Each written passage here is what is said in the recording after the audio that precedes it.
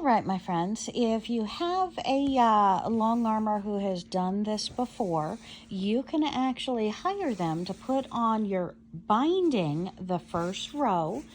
Generally, you would want to provide this to them. And what it is a 2.5-inch strip, could be 2-inch, but 2.5 is standard. And they will put it all the way around your quilt the first go around. And then you can sit with it in your lap and do the second round with it flipped over onto the other side and sewn, hand stitched down for a quality finish to your quilt. So we're going to go ahead and see how that is done, putting on the long arm. And again, the long arm just has to lock in and make sure that the quilt is perfectly squared up. And so if you provide her a squared up quilt ahead of time, that makes her process very easy. And she'll go ahead and lock in that stitch for the first go around, as long as you've provided that binding to her. And we're going to see how that works. Okay, so now we're putting our straps across the top. You always have to have one at the top to make sure that it is perfectly even and lined up. One in the middle keeps it from bouncing, and the one on the end, of course, keeps it perfectly straight as well. And now with the binding, we do have Sylvia here with Sylvia's Quilting, and she is going to go ahead and walk us through what she does. Okay, you come so close to the corner, about 1/4 inch or so away. You pull the binding straight up so it would match the edge of the quilt. Then you fold it back down upon itself, right at the edge. These two pieces where you fold it up and back down, if you can get a close-up, they should match. See there? They should match exact there. Perfectly laid straight. Yes. So we know we have a perfect corner. And ladies, this is what we want to do by hand on the little machines as well. So even though you're looking at the demonstration on the long arm table here, you want to know that this is the same exact process we're going to do in our laps and on our tables at our regular sewing machines. And we're going to go ahead and pin it. Now, doing our binding, we want to make sure that that binding is perfectly aligned, perfectly straight. So it is important to go ahead and pin it. And that way you're going to end up with a perfect product. You want to make sure you don't stretch the binding or stretch the quilt behind. You want to have it about the same tautness all the way. And that's why, again, it's important to go ahead and use these clamps, because that's going to hold the overall quilt as well as this binding process perfect.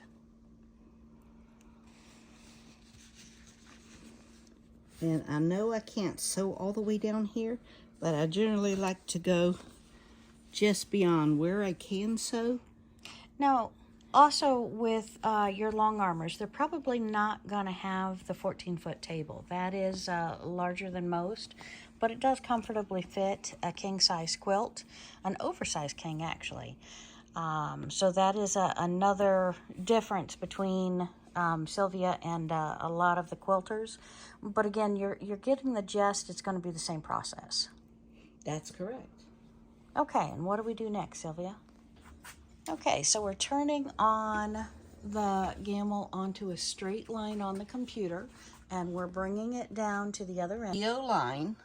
Geoline, and this is a program for the Creative Studio for gamel itself, correct? Correct. And then I go to point, and I click point to point, and now it's got a little box down here which shows the angle it's going to be sewing.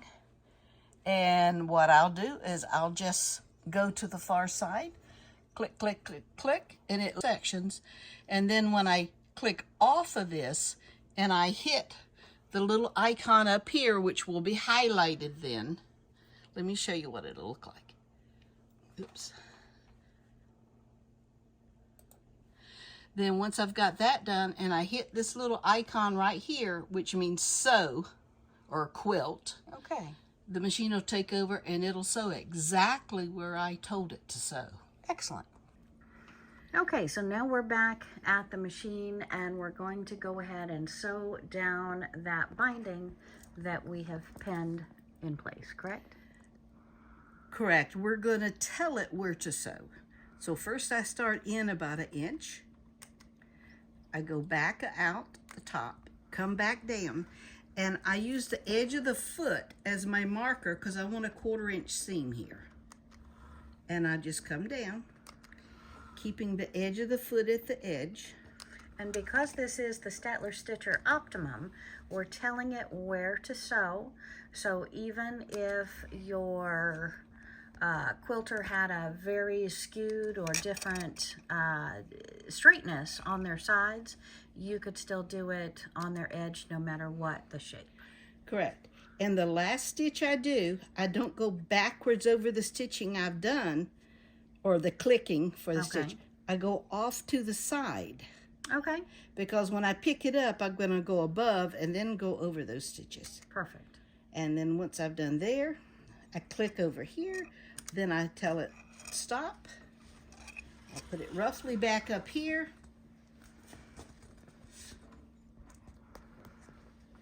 Okay, so now we hit quilt on the machine. It's going to do 1 stitch so we can then pull up our thread. And I apologize, I just have hands in there. So what we did is take the thread, swoop it under the bottom, and pull up the bottom thread. So now we have both threads in our hand, and we're going to go ahead and start it for our stitching process.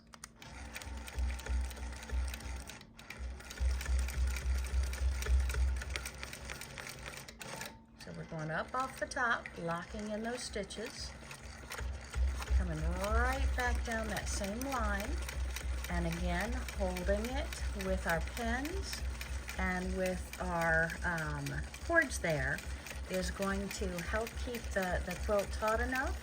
We can also torque it and rock it with our fingers to make sure there's no bulk, and it's going very, very smooth and steady as we sew down that binding edge. And then we're going to roll the quilt, put the snaps back on it, and keep on going. So again, it is possible to go ahead and sew on the first line of your binding, making sure that it's perfectly straight, perfectly on the edge, and then sewing it down, holding it with our fingers, keeping it in place as we go. And it can be done on the long arm as well. And that's where we're going to stop. We're going to roll it and start right there again. And thank you again for joining us on this quick tutorial. I hope it has been enlightening. And come back real soon. We've got lots and lots more videos coming.